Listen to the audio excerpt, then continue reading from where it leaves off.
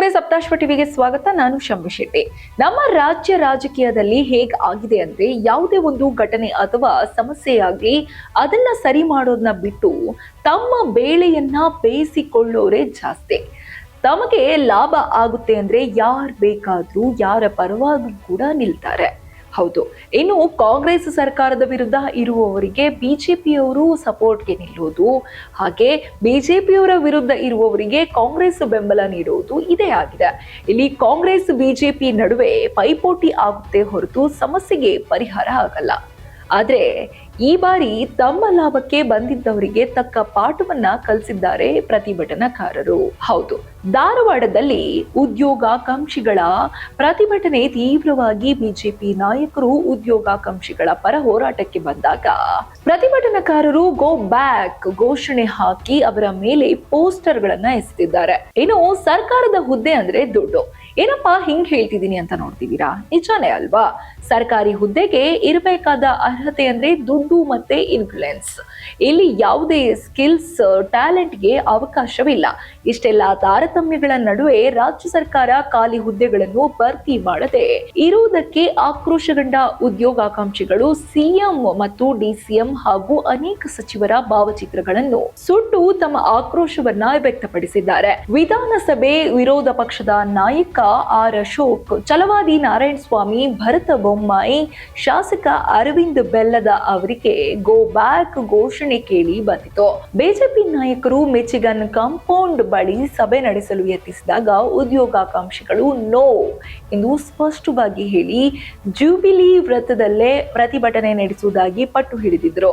ಸ್ಥಳಕ್ಕೆ ಬಂದ ಆರ್ ಅಶೋಕ್ ಹಾಗೂ ಛಲವಾದಿ ನಾರಾಯಣಸ್ವಾಮಿ ಅವರ ಮಾತುಗಳನ್ನು ಕೇಳದೆ ಪ್ರತಿಭಟನಾಕಾರರು ಅವರ ಮೇಲೆಯೇ ಪೋಸ್ಟರ್ಗಳನ್ನು ಎಸೆದಿದ್ದಾರೆ. ಜಯನಗರದಿಂದ ಸಪ್ತಪುರದವರೆಗೂ ಸಾವಿರಾರು ಉದ್ಯೋಗಾಕಾಂಕ್ಷಿಗಳು ನಿಂತು ಧಾರವಾಡದ ಪ್ರಮುಖ ಜುಬಿಲಿ ವೃತ್ತದಲ್ಲಿ ಧರಣಿ ನಡೆಸಿದ್ರು. ಇನ್ನು ಈ ಹೋರಾಟದ ಬಗ್ಗೆ ನಿಖಿಲ್ ಕುಮಾರಸ್ವಾಮಿ ಪ್ರತಿಕ್ರಿಯೆ ನೀಡಿದ್ದಾರೆ. ರಾಮನಗರದಲ್ಲಿ ಮಾತನಾಡಿದ ಅವರು, ಧಾರವಾಡದಲ್ಲಿ ಉದ್ಯೋಗಕ್ಕಾಗಿ ಯುವ ಜನತೆ ಬೀದಿಗಿಳಿದು ಹೋರಾಟ ನಡೆಸುತ್ತಿದ್ದಾರೆ. ಸಿಎಂ ಸಿದ್ದರಾಮಯ್ಯ 1 ವರ್ಷ ಹಿಂದೆ 2,85,000 ಹುದ್ದೆಗಳನ್ನು ಭರ್ತಿ ಮಾಡುತ್ತೇವೆ ಎಂದು ಘೋಷಿಸಿದ್ರು. ಇಂದಿಗೂ ಯಾವುದೇ ಸರ್ಕಾರಿ ಹುದ್ದೆ ಭರ್ತಿಯಾಗಿಲ್ಲ.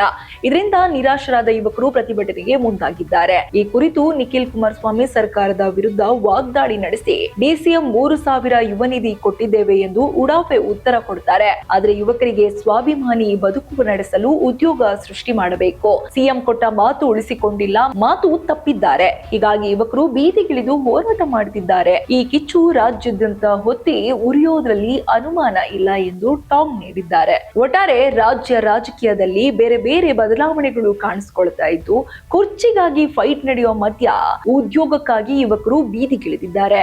ಓದಿ ಅಭ್ಯಾಸವನ್ನ ಮಾಡಿ ಕಷ್ಟಪಟ್ಟು ಉದ್ಯೋಗ ಪಡೆದುಕೊಳ್ಳಬೇಕು ಅಂತ ಹೊರಟ ಯುವಕರಿಗೆ ಉದ್ಯೋಗದ ಆಕಾಂಕ್ಷೆಯನ್ನ ತೋರಿಸಿ ಉದ್ಯೋಗವನ್ನ ನೀಡದೆ ವಂಚಿಸುತ್ತಿರುವ ಸರ್ಕಾರದ ವಿರುದ್ಧ ಈಗ ಎಲ್ಲ ಯುವಕರು ರೊಚ್ಚಿಗೆದ್ದಿದ್ದಾರೆ. ಒಟ್ಟಾರೆ ಮುಂದಿನ ದಿನಗಳಲ್ಲಿ ಈ ವಿಚಾರವಾಗಿ ಏನು ತೀರ್ಮಾನವನ್ನ ರಾಜ್ಯ ಸರ್ಕಾರ ಕೈಗೊಳ್ಳುತ್ತೆ ಅಂತ ನೀವು ಕಾದು ನೋಡಬೇಕಾಗಿದೆ. ಇದಾಗಿತ್ತು ಈ ಹೊತ್ತಿನ ವಿಶೇಷ ಸುದ್ದಿ. ಇನ್ನಷ್ಟು ಸುದ್ದಿಗಾಗಿ ನೋಡ್ತಾ ಇರಿ ಸಪ್ತಾಶ್ವ.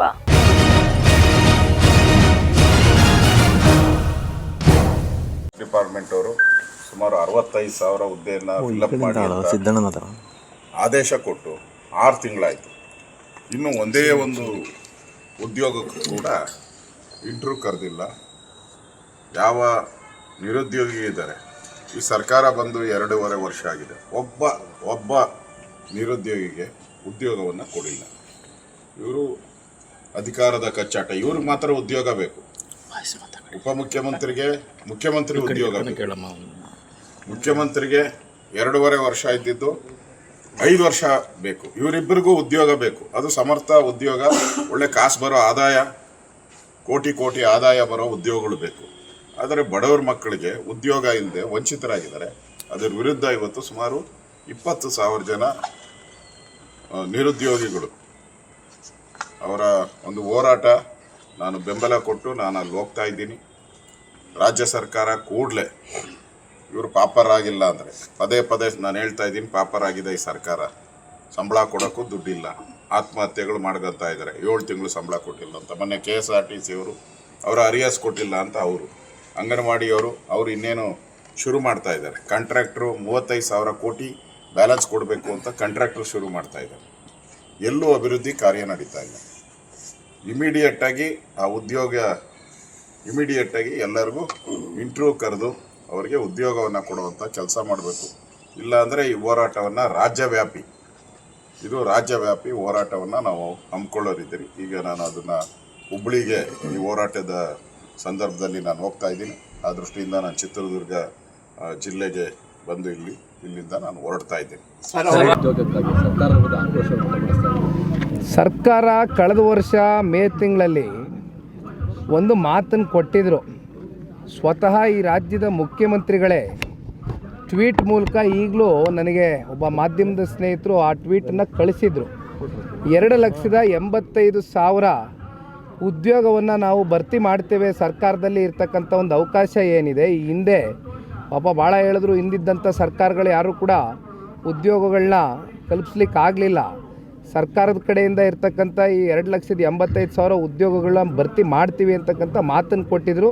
ಸ್ವತಃ ಮುಖ್ಯಮಂತ್ರಿಗಳೇ ಹೇಳಿರ್ತಕ್ಕಂಥ ಸ್ಟೇಟ್ಮೆಂಟ್ನ ಮತ್ತೆ ನಾನು ಕೂಡ ಓದ್ತಾ ಇದ್ದೆ. 1 ವರ್ಷ ಕಳೆದೋಗದೆ. 1 ವರ್ಷ ಆದರೂ ಕೂಡ ಈಗಲೂ ಕೂಡ ಅಲ್ಲಿರ್ತಕ್ಕಂಥ ಯಾವುದೇ ನಮ್ಮ ರಾಜ್ಯದಲ್ಲಿ ಸರ್ಕಾರಿ ಹುದ್ದೆಗಳಿಗೆ ಉದ್ಯೋಗ ಏನು ಭರ್ತಿ ಆಗಬೇಕಾಗಿತ್ತು, ಆಗಿಲ್ಲ. ಆ ಹಿನ್ನೆಲೆಯಲ್ಲಿ ಇವತ್ತು ಧಾರವಾಡದಲ್ಲಿ ನಾನು ಬೆಳಗ್ಗೆಯಿಂದ ನೋಡ್ತಾ ಇದ್ದೇನೆ, ಇವತ್ತು ಯುವಕರು ಬೀದಿಗಿಳಿತಕ್ಕಂಥ ಒಂದು ಪರಿಸ್ಥಿತಿ, ವಾತಾವರಣವನ್ನು ಈ ರಾಜ್ಯದ ಮುಖ್ಯಮಂತ್ರಿಗಳಾಗಲಿ ರಾಜ್ಯ ಸರ್ಕಾರ ಆಗಲಿ ನಿರ್ಮಾಣ ಮಾಡಿರ್ತಕ್ಕಂಥದ್ದು ನಿಜಕ್ಕೂ ಕೂಡ ಅತ್ಯಂತ ಖಂಡನೀಯ. ಯಾಕೆಂದರೆ ಇವತ್ತು ಉಪಮುಖ್ಯಮಂತ್ರಿಗಳು ಮಾತನಾಡಿರ್ತಕ್ಕಂಥ ಹೇಳಿಕೆಯನ್ನು ನಾನು ನೋಡಿದೆ. ಅದೆಂಥದ್ದು ಯುವ ನಿಧಿಯಲ್ಲಿ 3,000 ರೂಪಾಯಿ ಕೊಡ್ತಾ ಇಲ್ವಾ ಅಂತ ಭಾಳ ಲಘುವಾಗಿ ಮಾತಾಡಿದ್ದಾರೆ. ಇಲ್ಲಿ ಯಾವುದೋ ಇವರು 3,000 ರೂಪಾಯಿ 2,000 ರೂಪಾಯಿ ನೆಚ್ಕೊಂಡು ಬದುಕ್ತಾ ಇರ್ತಕ್ಕಂಥ ಯುವಕರು ಯಾರೂ ಇಲ್ಲ. ಸ್ವಾಭಿಮಾನದ ಬದುಕು, ಸ್ವಾವಲಂಬಿಗಳಾಗಿ ನಿಂತು ಅವರ ಸ್ವಂತ ಕಾಲ ಮೇಲೆ ದುಡಿತಕ್ಕಂಥದ್ದಕ್ಕೆ ಉದ್ಯೋಗ ಸೃಷ್ಟಿ ಮಾಡಬೇಕಾಗಿರ್ತಕ್ಕಂಥದ್ದು ಸರ್ಕಾರಗಳ ಜವಾಬ್ದಾರಿ, ಅವ್ರ ಕರ್ತವ್ಯ. ಜೊತೆಯಲ್ಲಿ ಮುಖ್ಯಮಂತ್ರಿಗಳಾದಿಯಾಗಿ ಮಾತು ಕೊಟ್ಟಿದ್ದರು. ಆದರೆ ಕೊಟ್ಟ ಮಾತಂತೆ ಯಾವುದೂ ಕೂಡ ಉಳಿಸ್ಕೊಂಡಿಲ್ಲ, ಮಾತು ತಪ್ಪಿದ್ದಾರೆ. ಹಾಗಾಗಿ ಇವತ್ತು ಯುವಕರು ಬೀದಿಗಿಳಿದಿದ್ದಾರೆ. ಅಂತಿಮವಾಗಿ ಧಾರವಾಡದಲ್ಲಿ ಏನು ಇವತ್ತು ಈ ಪ್ರತಿಭಟನೆ ಹೋರಾಟ ಶುರುವಾಗಿದೆ, ಬಹುಶಃ ಈ ಒಂದು ಯುವಕರ ಕಿಚ್ಚು ಇಡೀ ರಾಜ್ಯ ವ್ಯಾಪ್ತಿ ಮುಂದಿನ ದಿನಗಳಲ್ಲಿ ಭಾಳ ದೊಡ್ಡ ಮಟ್ಟದಲ್ಲಿ ಹತ್ತುರಿತಕ್ಕಂಥದ್ರಲ್ಲಿ ಯಾವುದೇ ಸಂಶಯ ಇಲ್ಲ.